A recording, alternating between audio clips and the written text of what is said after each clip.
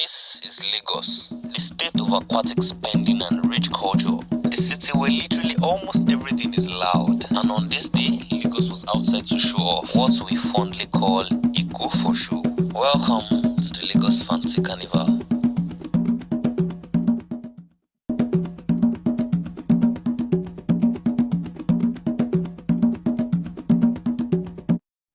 I've always heard about the Lagos Fanti Carnival right from when I was very much younger. People around me used to talk about it like it was a big deal, but somehow I never got to experience it. Maybe because I didn't care enough then, or probably because I didn't really understand what it meant. But on this day, I told myself I must experience this carnival. Because sometimes you can't keep hearing stories, you just have to enter the story itself. So what exactly is the Lagos Fanti Carnival?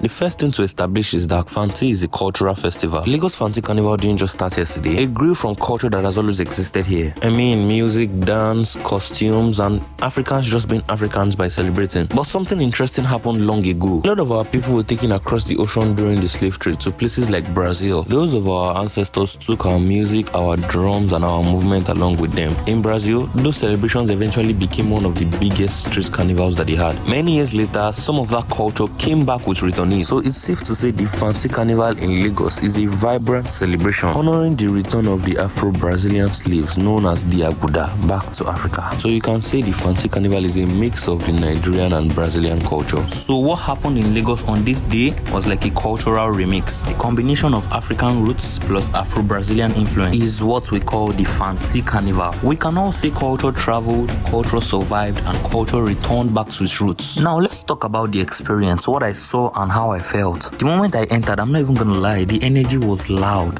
The colors were loud and the people were equally loud. It just felt like Lagos temporarily forgot all of the things that Nigeria was going through and decided to breathe. Some people dressed like royalty, some like warriors, and some like they just came out of a movie set. What really made me happy was seeing young people, because it means that culture is not dying. A lot of people always complain that this generation doesn't value tradition, but on this day, I saw something different. It's very important to know that culture does not survive by force. It only survives when young people carry it with pride. Lagos youth just needed something that speaks our language, and Fanti does exactly just that. It blends tradition with Obli vibes. This carnival reminded me that Lagos has its own identity. So if anybody asks you what the Lagos Fanti Carnival is, tell them it's Lagos celebrating itself, because some things are not meant to be explained, some things are meant to be felt, and I'm glad I've been able to experience and document history in motion.